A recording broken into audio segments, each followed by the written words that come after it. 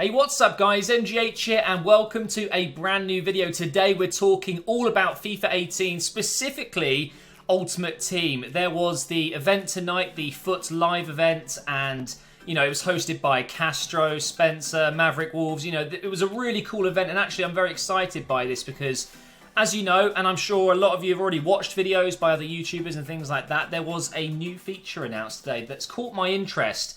And I guess this video is offering a different opinion. You'll probably subscribe to a lot of FIFA YouTubers that play online, a lot of multiplayer, a lot of weekend league, just Ultimate Team in general. I guess my opinions are going to be slightly different because I'm predominantly an offline player. I play career mode, and it's going to give you guys a different perspective maybe. I'm sure a lot of you are like me and maybe don't play too much Ultimate Team, but there is a new feature that I really wanted to talk about today. So we've got a lot of information to get through. First of all, of course, the release date officially is September 29th. So we're actually just under 8 weeks away. I'm so excited for the new game. FIFA 17 is still fun for me. I still enjoy playing the game, but obviously a new FIFA is great for the channel. It's great for everyone who likes FIFA to get a brand new game.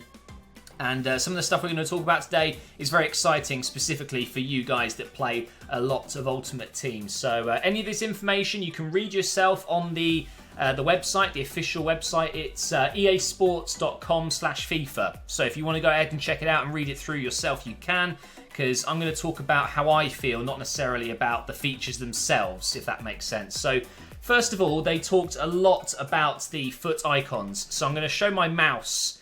You should be able to see that. So if I want to point something out, I will point to it with my mouse. But they've announced a lot of new icons. Of course, we knew we were getting the likes of Ronaldo, the original Ronaldo.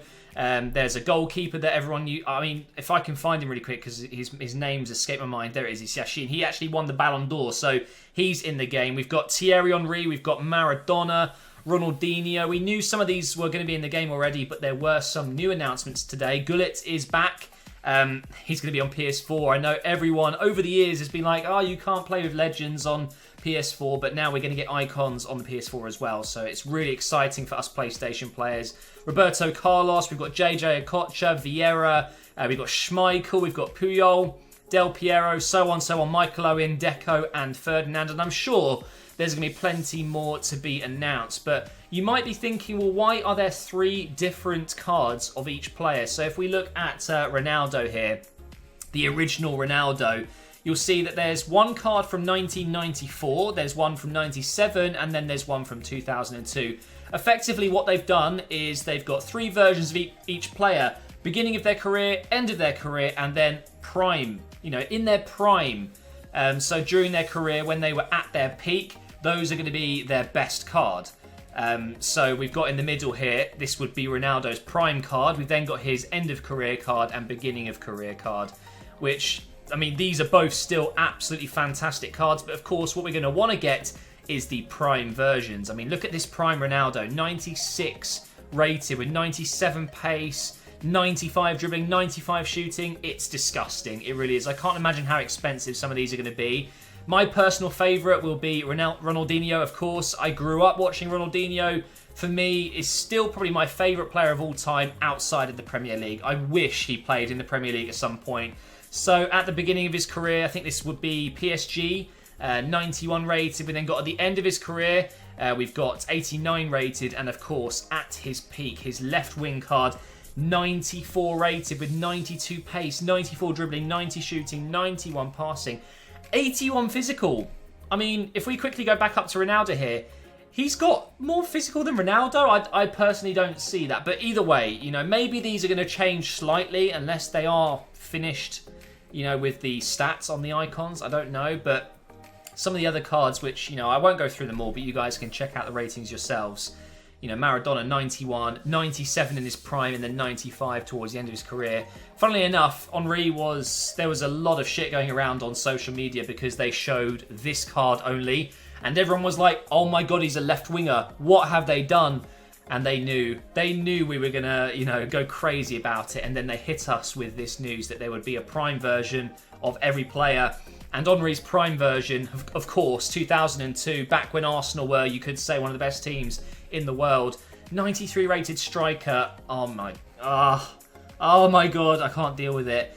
You'll also notice that some players, specifically goalkeepers, get better with age in real life, and that's exactly what's happened here with Yashin.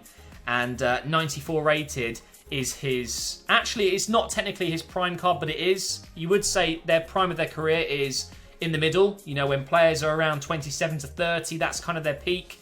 But with Yashin, he just got better and better. And, of course, Pele's in there. But enough about this. All I want to say, though, is GG to EA. GG. Absolutely fantastic idea. The fact that you've got 3 versions of each icon just makes it that much more exciting when you get the prime player. And, of course, there's going to be more better players in packs. It's as simple as that. I mean, mathematically, you are more likely to pick up an icon card because there are more of them. Now, of course, they will be announcing more nearer the time. I think Gamescom is just a couple of weeks away, so we'll find out a little bit more about it. Now, we're going to move on to something else now. We have the pack opening animation. This is brand new. I'm going to turn it down a little bit so it's not too loud. Now, what I'm really excited about here is how... I'm hoping there's no delay. I think that pack openings were great last year because of the flare and all that stuff, but there was always a delay, so you knew you were getting a walkout. By the looks of it, obviously you can't really tell. There doesn't seem to be a delay, so is it going to be more exciting because you don't know what you're going to get? I think the whole thing got kind of ruined by that delay, but I absolutely love the the LED screens that show you a bit of vital information, and they've kept it slow, so you get each bit revealed bit by bit, and then you're going to get Nani instead of Ronaldo, you know what I mean. And the way the players run on and do a specific animation, so Ronaldo runs on and does his jump and pushes his arms down, and I'm sure there's going to be others. I think Griezmann's got his his weird dance. I saw Dele Alli do a little wave. I mean, that was pretty cool. So this is the new pack animation. Let's go ahead and watch it one more time. It is very cool. I'm not going to lie. It looks very, very nice. Better than last year, and last year was very, very cool indeed. I love the LED screens, and to be honest, the whole atmosphere is just better, isn't it? I like the fact that it's kind of dark, and then you've got lots of spotlights, you've got flares, fireworks, all sorts going on. So that is very good to see. But we're going to move on to the rest of the other announcements. So there's more ways to play Ultimate Team. The great thing about FIFA 18, for me, one of the biggest announcements was the fact that you can actually do SBCs and things like that on the web app and on the mobile app, iPad app, things like that. So that's something we can talk about in a minute. And something new as well is objectives. So let me make sure I get this in the middle of the screen so you don't miss anything. So objectives are going to be completely randomized, and everyone is going to have different objectives at different times. And it just gives you something to do every single week on Ultimate Team. When you log in, you're going to have different things. So here, for example, we've got create a squad, play a match, buy a player, give a player a debut. There's going to be daily objectives, which you can see here, and weekly, and then you've got starter. So when you start your Ultimate Team, these are going to be the kind of ones you have. I think daily objectives will be things like, apply fitness card, maybe change a player's position, win a game, maybe beat a friend, and then maybe weekly will be win a tournament, qualify for the weekend league, things like that, which continuously challenge you, and you shall get rewards. It seems, you're going to get coins, and I think you get packs. Yeah, here you get a group reward here, 1 pack. So that's really interesting to me. There's a game that does this very well. Well, actually, maybe not very well, but has done it, and I've done it quite a lot, and that's actually GTA Online. So a lot of people will know GTA Online is it's a huge game, of course it is, but there is dailies, and I used to go on every single day because after a month of doing those dailies, you got a massive prize, you got loads of money for it in-game. I think that they could do something very similar here. It just keeps you playing. It makes you want to log into FIFA every single day. And I think FIFA has been lacking that for quite a while. So that's very exciting. But guys, this is the big thing for me. We're going to go past SBCs because, for me, I don't do SBCs. I don't know too much about it. They have changed some things about it. You've got these, I think they called them brick cards or something like that. So you have to build around them. Very, very cool, but not my style. I'll talk about this in just a second as well. The Champions channel, more foot kits, and obviously the companion app and things like that. Oh, hang on, where is it? Have they got rid of it? I need to find this. Hang on. Here we go. Squad battles. Now, this is where it gets interesting for people like me. I don't particularly enjoy playing Ultimate Team, especially Weekend League. I find it very, very frustrating, very stressful.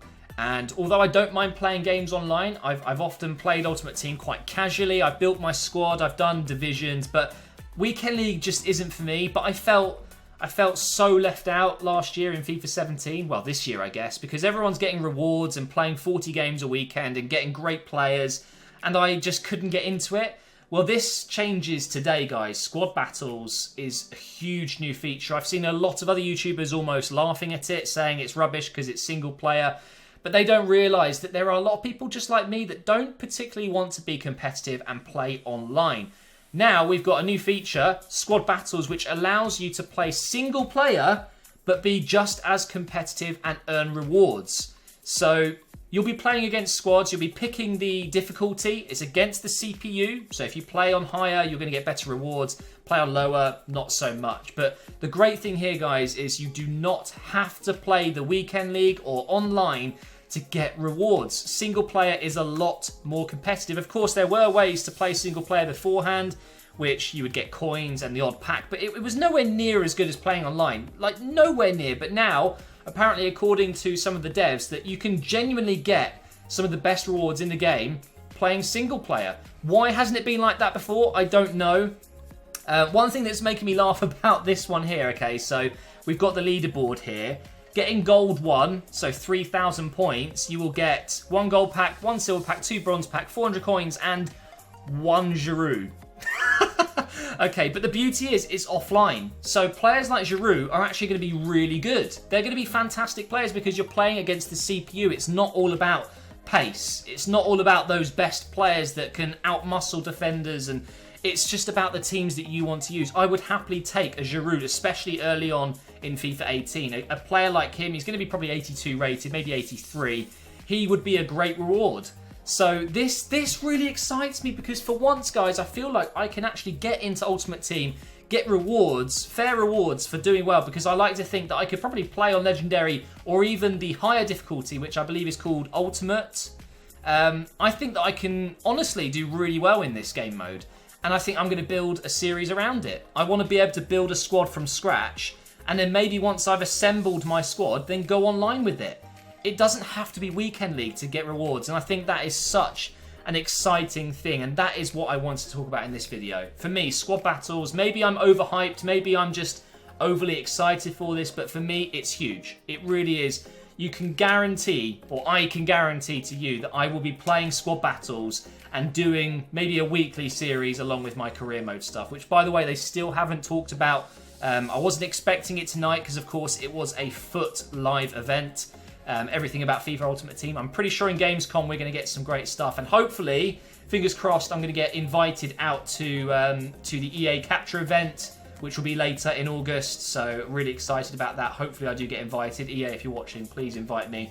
I'd greatly appreciate the opportunity to play career mode a little bit early, and of course, this. So I've probably missed a couple of things. I mean, I can go back and maybe talk a little bit about some of the other stuff here. So we've got objectives, which I talked about. Squad building challenges are very similar, but they're getting a bit better. There's a button to clear your team. I think that was a quite nice feature. Apparently a lot of people wanted that. And you no longer have to keep backing out. You can actually go within a menu within the squad builder challenge, if that makes sense. I don't really do them. The Champions channel. Okay, let's talk about this really quick. So now there's going to be another part within Ultimate Team which you can click on and actually watch replays of matches played by the pros. You can actually watch your favourite players potentially and actually watch their gameplay back. You can pause, rewind, you can change the camera angle, you can see how they are winning their games, which is really cool. Let's read what it says. Watch full match replays from the top players in the world competing in the Weekend League. Control playback and cameras through matches of your favourite pro players to learn how they play and raise your game. So for me, it's not really a massive deal. I'm not looking to be, a top 100 player, but for those of you out there who really want to be better at the game and competitive, you're no longer going to have to, let's say, go on YouTube and watch someone play a game, which I think still would be better. The fact that you can do it in the game and actually watch the football match in your own hands, that's huge. That's better than having it on YouTube because you're physically controlling that gameplay. You can see different angles, you can pause it, and look at where the players were. I mean, I know you can technically do that on YouTube videos by pausing, but you're not going to be able to change the angle, and you're just going to get more detail. They've got a whole HUD, you can see a little bit here, where all the yellow cards and all that stuff. I'm sure there'll be different things that they will reveal soon. So that's really cool. And of course, more foot kits. There's going to be so many new kits. And this is great as well. I cannot wait to use the new web app and getting it on my phone. You know, when I'm busy out and about, I can do squad builder challenges, objectives, and all that good stuff on my phone, which is what they should have done in FIFA 17, if you ask me. But I think I'm done recording this video. I didn't want to go on too long, but I've kind of waffled on a little bit. I'm really excited about the squad battles. I honestly think that's the biggest thing they've mentioned today, for me anyway. I think all the icons are great, and I can't wait to get Thierry Henry and Ronaldinho in my team, if I can afford them, and Ronaldo, of course. But for me, the fact that there's going to be there's more incentives to play single player in Ultimate Team. I've always wondered if they would go in this direction. And whilst it isn't going to be as big as, you know, the competitive scene, weekend league and things like that, but for guys like me who want to just play Ultimate Team every now and again, squad battles will be a great way to do it because it's offline. You know, you can just do your own thing, which is really cool. So yeah, I will be doing another one of these videos when more information comes out. I'm sure when they release career mode screenshots and videos and stuff like that, I will be hot on it. So make sure you subscribe, guys. Make sure you drop a like on the video if you've enjoyed it, and I will see you next time.